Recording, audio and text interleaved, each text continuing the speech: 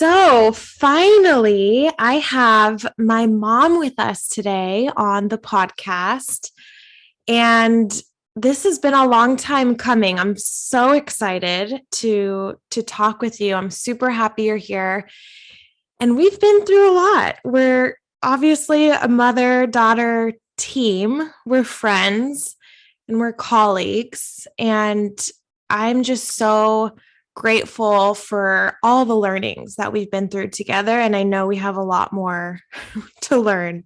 But thank you for hopping on with me today. This is kind of a peak moment for me. I do a lot of podcasts, but I'm never this excited or this nervous. So thank you for having me on. And it's absolutely a lifelong learning process to be a parent. And I hope that everybody listening to this will feel reassured that you continue to learn from your kids your whole life, and it's never done. And that means that we can always learn and repair and get stronger and closer, and it's beautiful. So thank you for having me on, Kendra. I'm a huge fan of yours, and it's so cool that we ended up in the same field. So thank you. Yeah. Yeah.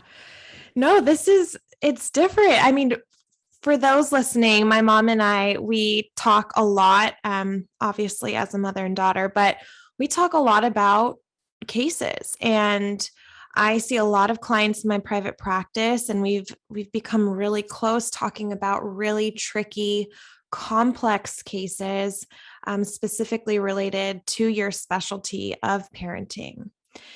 And the reason why I started this podcast is really to have a space to have open and honest and vulnerable conversations about mental health.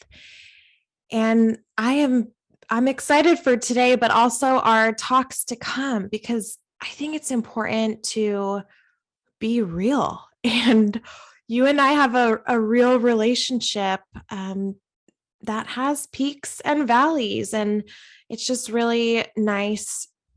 And I'm so grateful to have a relationship with you where we can do this. I am so grateful. And it's in those uncomfortable spots because it's impossible to know what it's like to be in someone else's body.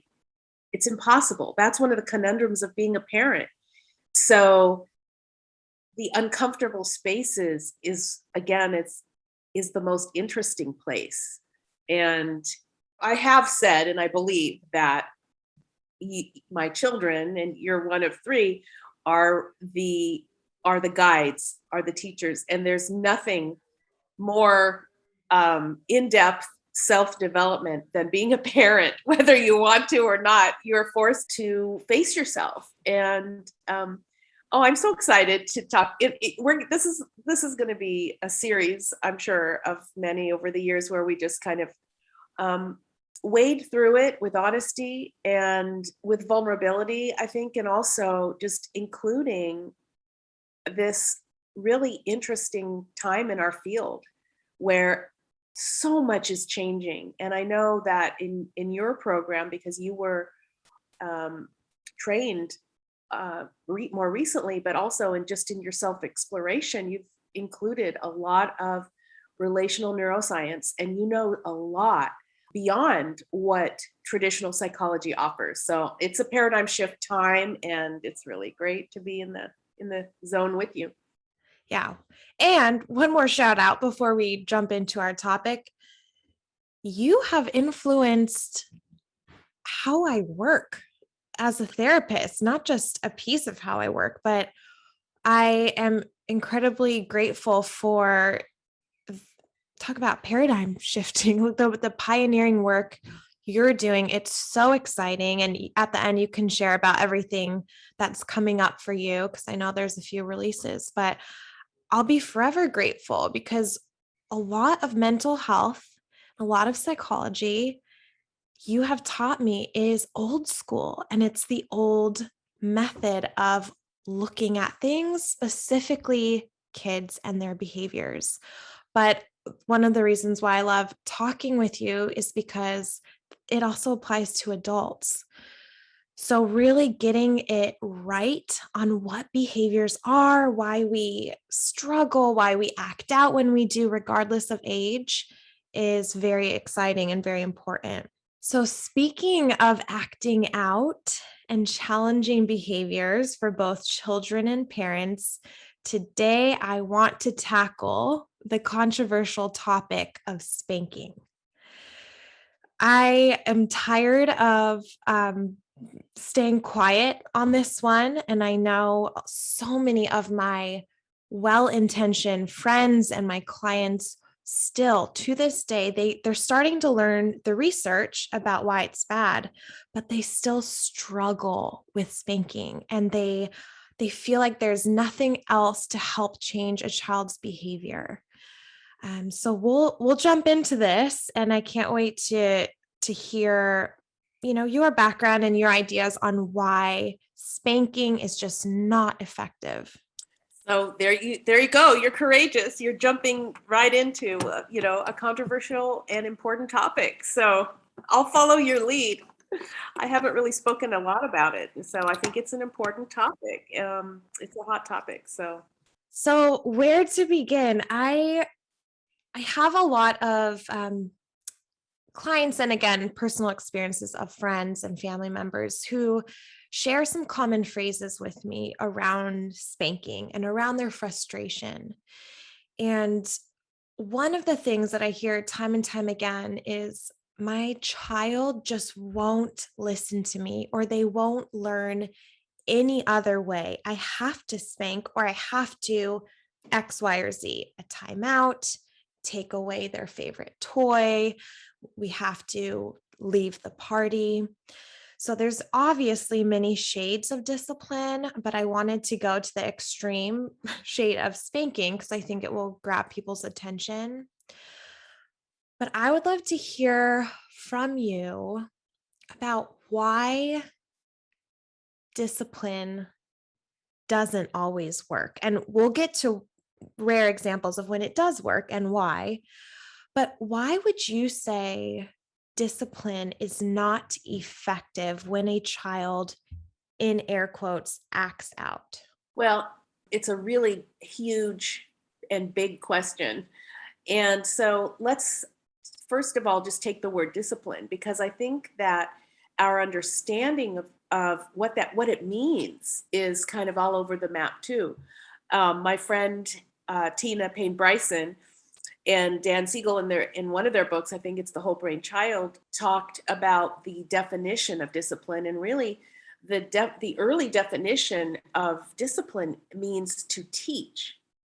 And so if we think about discipline as teaching, then I guess we can come to understand that along the lines, discipline has become associated with other things.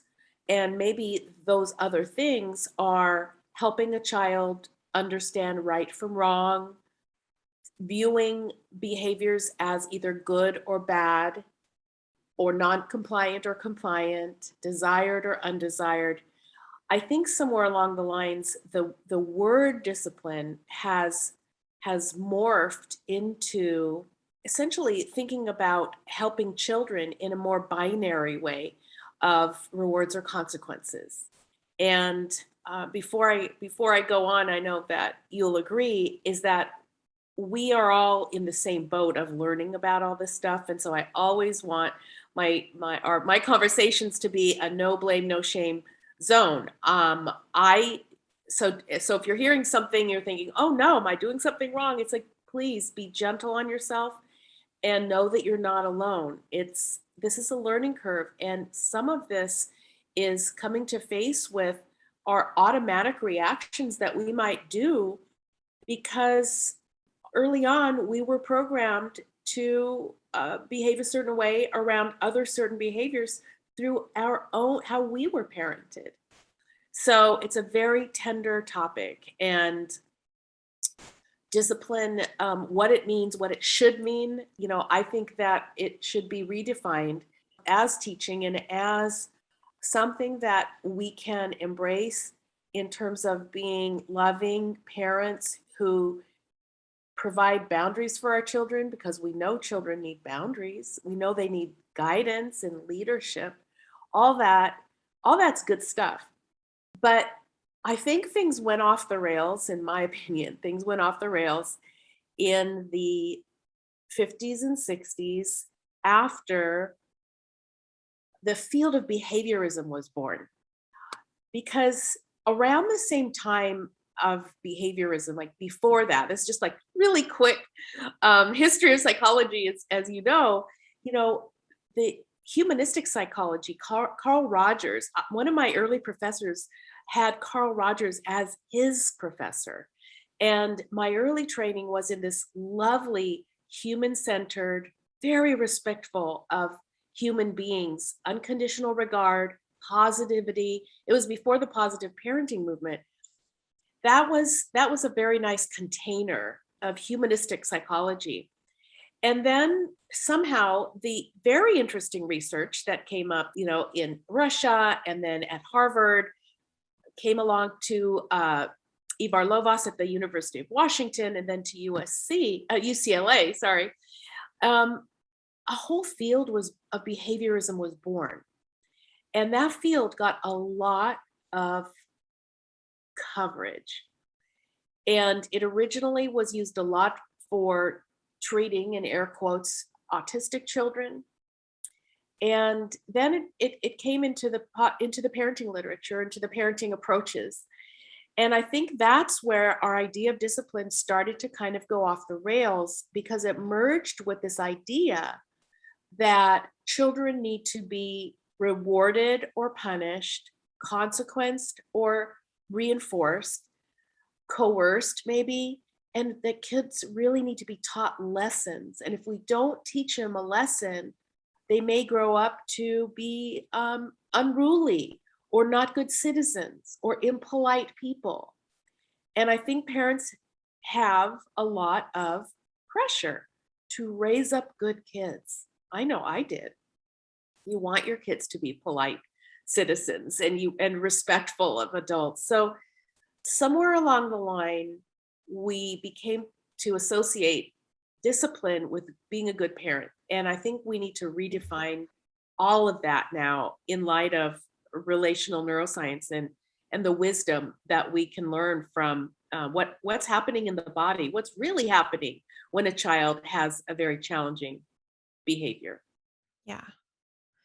Yeah. And we won't get to all of our personal stories today. We have to save the goodies for the future. But But let's just say, when you were young, I liberally used timeouts. Back then, they were the cat's meow. That's an old word. But back then, timeouts were like really technological. Everyone thought timeouts were the best thing that happens in sliced bread. And I liberally used them, thinking that, drinking the Kool-Aid, that, oh yeah, this is a good tool. It works. We'll do something on timeouts later. yeah, it's another shade of discipline. And I just want to say, I work with so many families who really struggle with kids who struggle. And when a child struggles, the family struggles, the parents struggle. It's so hard. And the first step that I take with my families, we don't jump into solutions right away. I first really want to hear their intentions as a parent. So I ask them questions like, tell me why you discipline. Tell me what you've tried. Why do you want to help your child in this way? And 99% of the time, the intentions are pure. They want their child to feel better. They want their child to be socially appropriate, to have friends, to have relationships. And I think this is a really important step in this process of debunking discipline, because parents, I know, feel shame instantly. Yeah. So first, just speaking to the intentions of why we discipline. We're doing our best in the heat of a moment, usually in a stressful situation. But this is where I want the listeners, to get their buy-in. because discipline and spanking specifically is not the most effective way to help your child. And we'll go into the why, but I just wanted to mention that. I'm so glad you mentioned that, because I think that the intention of parents, my colleague Ross Green says children do well when they can. And I believe parents do well when they can. We have, parents have good intentions, and it's so, there's so much at stake and there's so much pressure. I was reading a big study that Zero Three put out a few years ago, and they did a large sample size, like 6,000 parents, and they found that most parents, like 89% of dads and 95, I think, percent of moms, feel judged almost all the time when they're, Wow.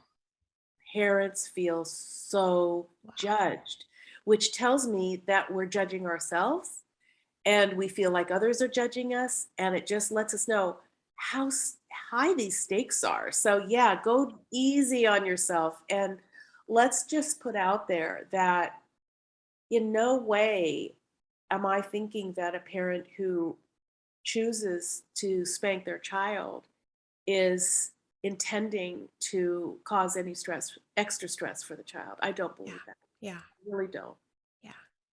So thank you for that intro. I think that's a really important frame for the context of our conversation. Mm-hmm.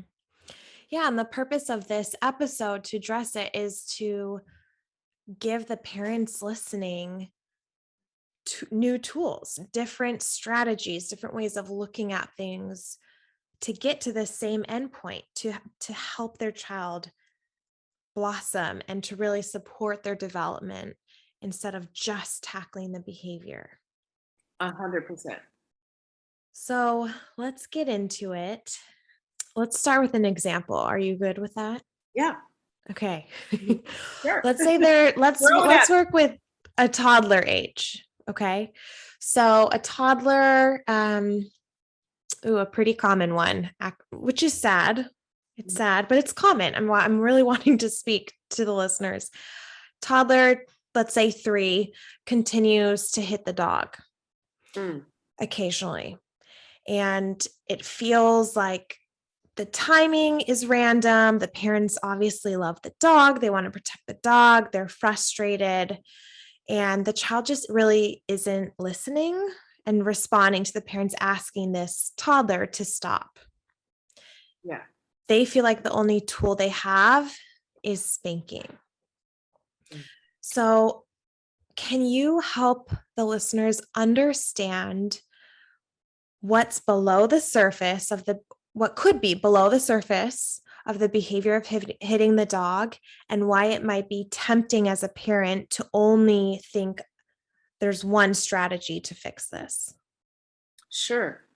That's a good that's a good example, because it opens a wide range of ideas that, as I've talked about before, that behaviors are just the tip of the iceberg. So as you know, in an iceberg, the 10-15% that's visible is just a small part of all that's underneath that waterline. That huge chunk of ice underneath is visible, is where we find the causality, the triggers, the the inside of the child's body, right? What's going on in this little body and brain, in our nervous system? Because we're not just a head, we're not just a brain, we're a body and a brain. And what's going on underneath the hood of our exterior in our behaviors is so complex and so complicated that it's very easy. And I understand why we would like to reduce behaviors to the behaviors themselves. It's an elegant model, because then you don't have to worry about all these uh, other extraneous factors. But unfortunately, we do have to consider, because it's a whole child. It's a whole body. And behaviors aren't random. They may seem random, but they really aren't. So, given your example, in toddlerhood, though, it's really tricky because you have so many different parts of development going on at the same time. So let's take one of them. One of them is that toddlers are little scientists. They are figuring out how the world works and how they interact with the world. What is okay, what is not okay? What do I do with the dog? Do I touch it gently? Do I grab it? Is it a toy? Is it a stuffed animal maybe that if I hit it, oh wait, I'm hitting it and it's moving away. Maybe it's a very complicated toy. Toddlers are scientists, depending on, again, the age and the developmental stage of the child. There's a lot of experimenting going on what's okay and what's not okay. So, of course, as a parent, you help the toddler understand, oh, this is a doggy, and this is how we pet the dog. And you model that for them and you show them what your family value is in terms of how you respect animals, and you teach them. That's a good form of discipline. You're teaching the child how our family believes we interact with other living things. So that's going on. But implicit in your question is that there's a child who's actually hitting the dog. So I'm expecting that in that situation, the parent has already taught the child, this is not okay. This is not what our family values.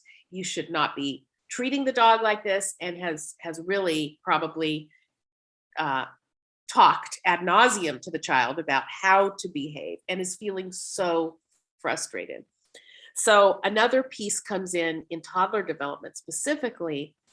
A scientific name for it is response inhibition, or the ability to inhibit your impulses and your thoughts and ideas. So this child may have these impulses that they want to interact with that dog more aggressively. In other words, that they want to hit the dog in a way that creates a response in the dog.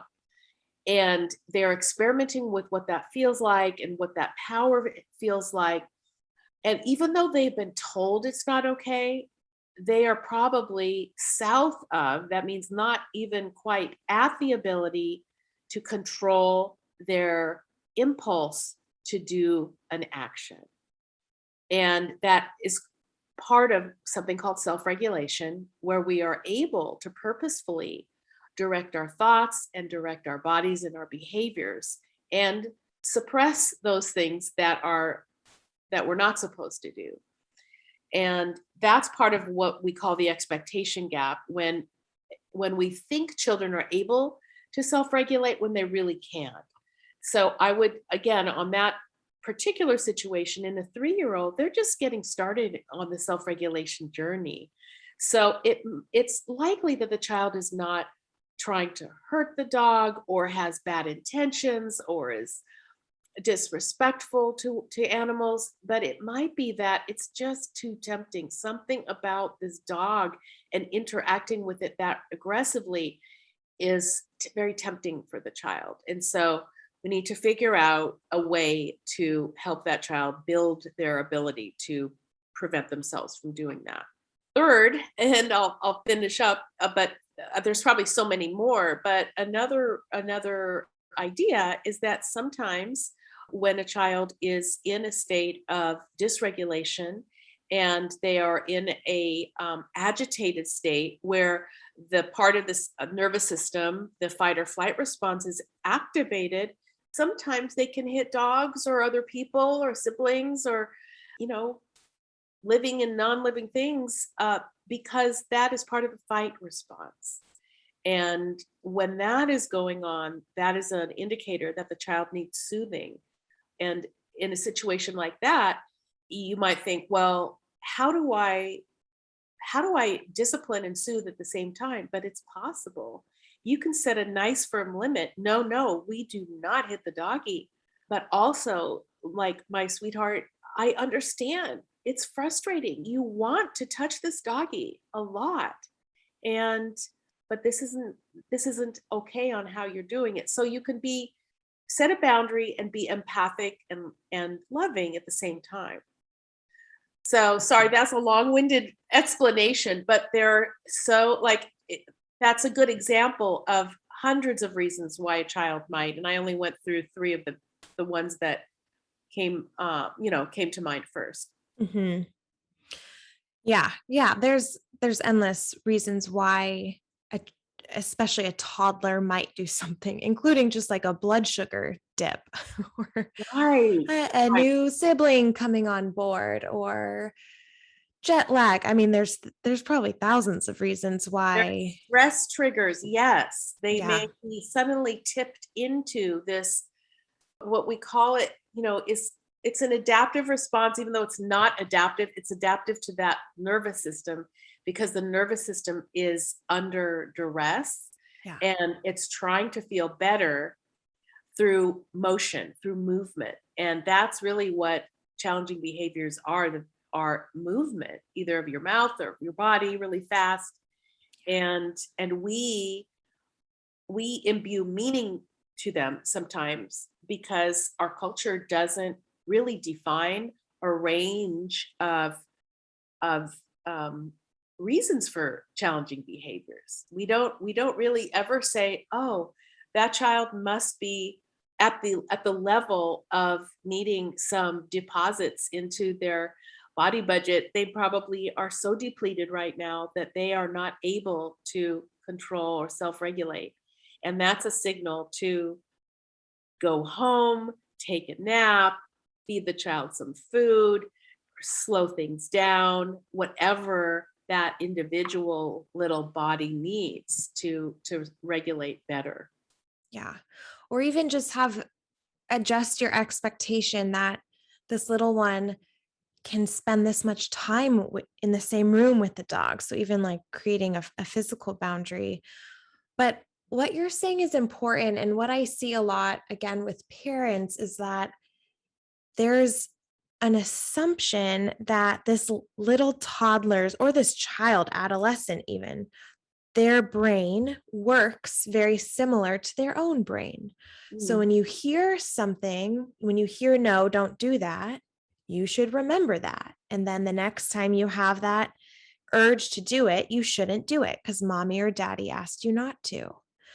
But here's the big miss, which is what you were naming the expectation gap. Their little brains are at such a different stage where verbal cues, maybe sometimes the message lands, but even if it lands, they don't yet have the ability to control their impulses. This takes years to develop, and I think it's specific to the child. Sometimes teens struggle with it throughout their 20s. absolutely. Like you've said, it takes a long time for the brain to really develop and for the body and brain to work together to practice um, regulation and to be able to control behaviors. It's so true. And we really don't talk much about what is self-regulation? How does it develop? It's not something that happens on the day the child turns 2 or 3, even though when the child turns 2 or 3, they're generally walking and talking. They can get into a good debate with you about, why they want to eat a cupcake rather than broccoli. I mean, they're very intriguing, and they kind of make you feel like they're little adults. It's amazing, right? If a toddler wants something and if they want a little more of something that they like, they can really go to town and have a good argument with you and a good debate with you, which we really should admire, as this emerging sense of self.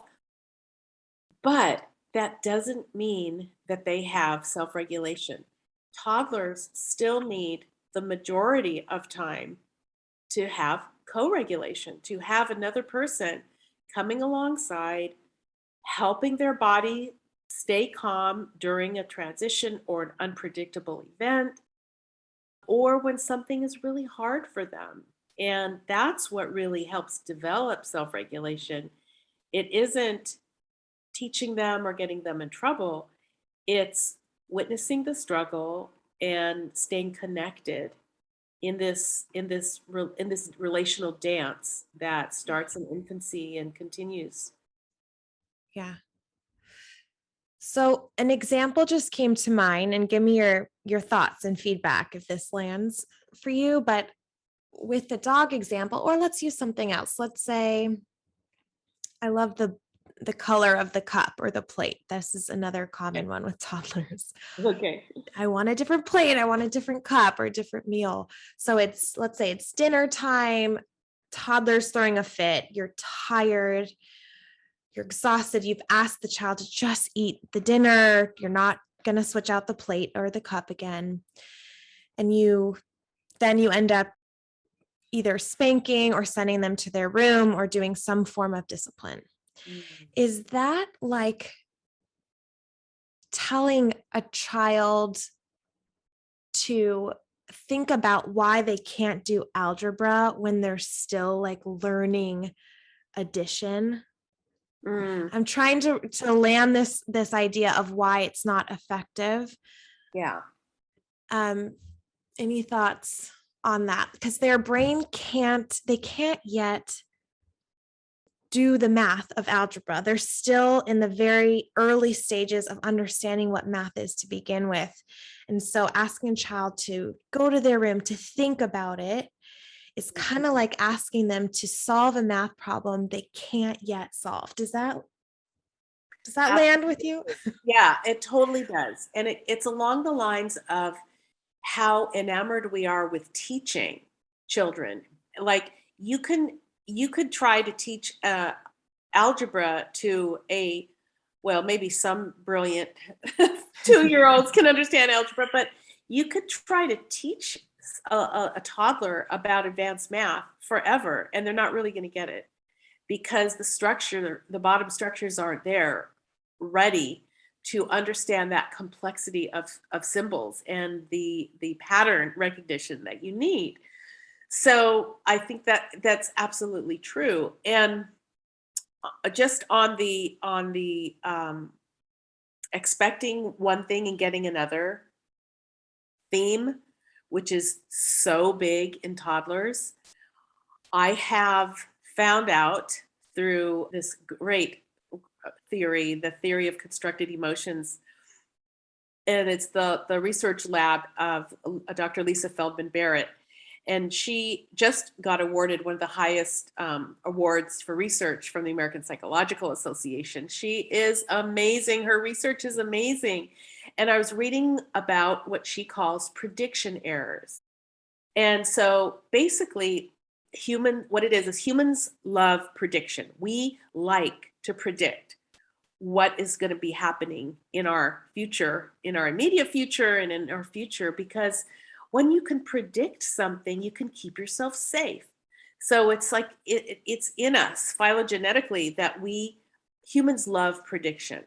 Okay. Now, toddlers are really very early on in their ability to have a large chest of prediction. So they have not lived long enough to know that, well, when I get served dinner, if I get served dinner 5 times or 50 times and it's the red plate, and then I all of a sudden get a blue plate, they haven't lived long enough to understand that they can put this into context and that their nervous system is going to be okay with it. Sometimes getting a blue plate instead of a red plate for a toddler registers as intense stress. And that's because of the law of prediction. They encountered what's called a prediction error. Their brain was expecting one thing and they got another. Think about the colors of sprinkles on a cupcake. A child wanted colorful sprinkles, and all of a sudden they get a cupcake with chocolate sprinkles. And they have a meltdown and throw the cupcake on the floor and say they hate the cupcake. And the parent is like, what the heck? I just bought you this $6 cupcake and you're so ungrateful. And, you know, I get that too, because you're like, what the heck? It was just the color of sprinkles, but it was a prediction violation. So remember, if you have a toddler, prediction errors are common. If your child freaks out because they were expecting one thing and they got another, there's a good reason for it. They're feeling it in their physiology. And how we manage it is how we manage most of the other types of dysregulation, and that is with compassion, with empathy, and while maintaining our gentle parental authority.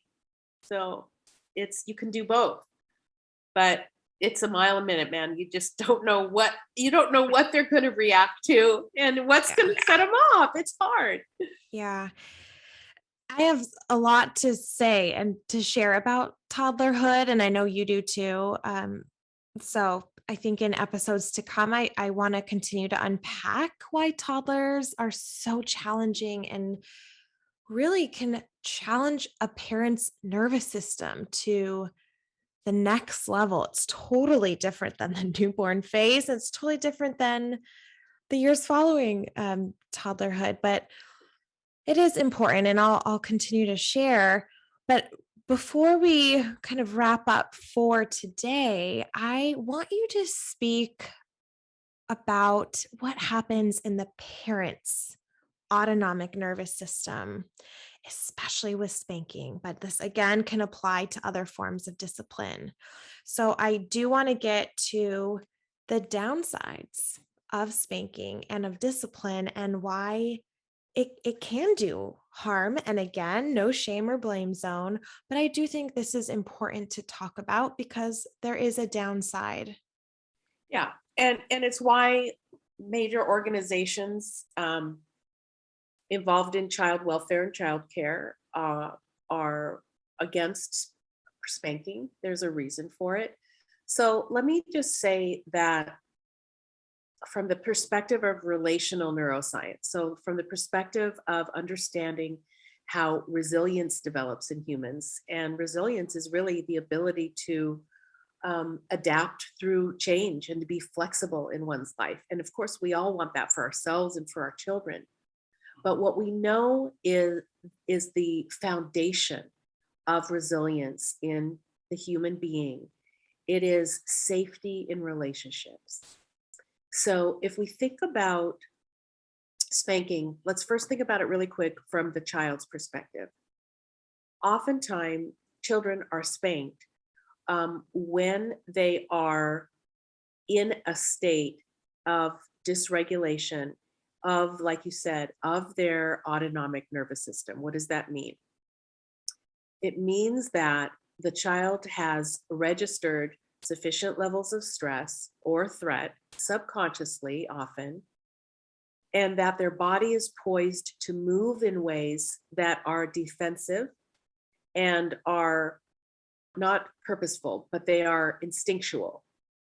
So they are basically stress behaviors. And so if you say a child hits a sibling or hits a child at school, let's use spanking as the example. A child would hit somebody, and then the parent might be tempted to spank the child. Mm-hmm. Let's look at what's going on in the child that hit a sibling. Generally, if a child has had the nurturing of a family and warmth from their caregivers, if a child suddenly hits a sibling, it's because they have detected threat in their environment. It could be from the ambient environment. It could be from the sources of sensory input in that room, the sound, the light, the movement, but something has agitated that child's nervous system such that it detects threat. And maybe it could be the sibling grabbing something from them, because again, that ability to inhibit our impulse to action is still developing. But let's just say that much of the time when you are tempted to spank a child is because they are acting out of the fight or flight system, which means that they are not in control of their behaviors. Their body is. So when a human being is spanked, which is the form of touch that is not loving, but that is imbued with threat, that further sends the child's nervous system into deeper levels of distress. And it's basically the opposite of what you want for the child. You want to help improve their behavior. You want them to not hit their sibling. And that's why an approach that would first stop as a parent, you just pause and then you observe and think about, become a detective as to all those reasons underneath the tip of the iceberg of what might have tipped that child into this stress response. And then you go for that. And of course, keep everybody safe and teach your child the value and give the child the lesson that you want to give them, but understanding that the approach to helping children build self-regulation is connection, and it's not aggression. And at its core, spanking is an aggressive act, and it's harmful to children. Yeah. And what you're saying is it's okay to teach. It's okay to have loving boundaries, that it's okay to correct. But for the parents listening, do you want to teach your child through fear, or do you want to teach through love? And that's what I'm hearing. And I do hear some parents say spanking works, or spanking worked for me, like I needed it. And that's a whole nother topic I might get into later.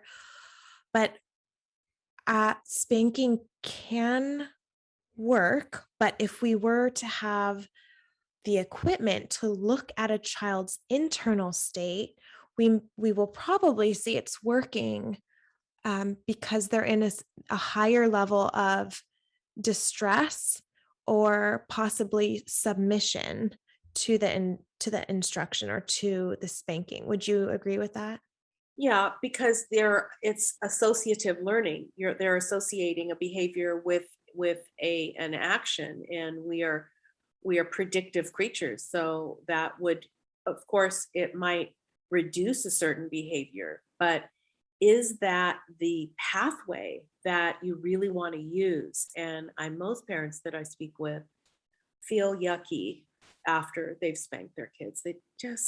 Many parents really don't quite like how it feels. Mhm. And I would say also, again, I have so much compassion for folks who were spanked as children themselves. And of course, we kind of work in our brains through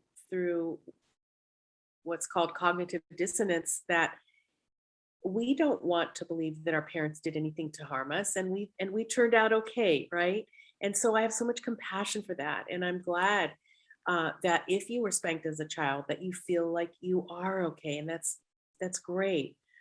But again, the data now, and it's come out since the decade of the brain, really from the 90s on. So it's only been about 30 years.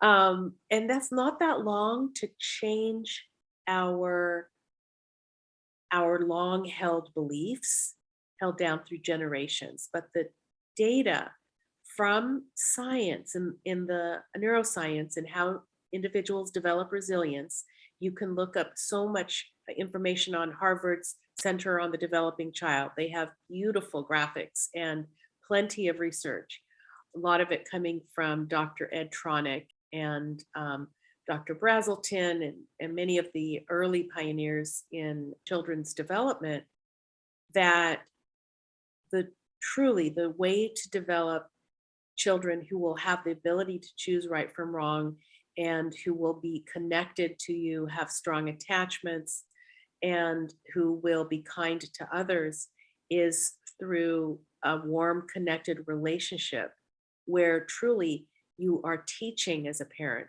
but you're not using the pathway of fear or power over a child, because there are there are more effective ways, and we do know that can cause distress in nervous systems, and we want nervous systems to feel safe. And that's the quote from Dr. Porges, who is a friend and colleague of mine, is safety is treatment and treatment is safety. And I would say also parenting is safety and safety is parenting. And there are going to be times, 100%, I guarantee you, parents, you're going to do stuff that's going to make your child not feel safe. I'm sure, Kendra, you have many stories of when I did that. No, none.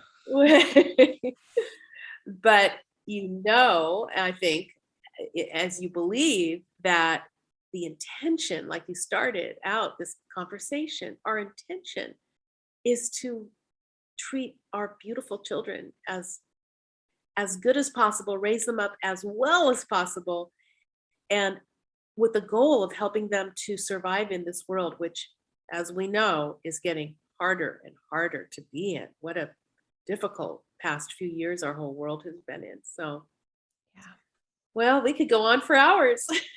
We could. And I do think for the sake of time, because I try to keep these under an hour, I'm going to do a part 2 that will cover more of the strategy side of what you can start to do instead and how you can start to adjust the way you view yourself, you view your child, and how you can start taking a new approach to discipline that supports the development of your child, if that is something that is interesting to you.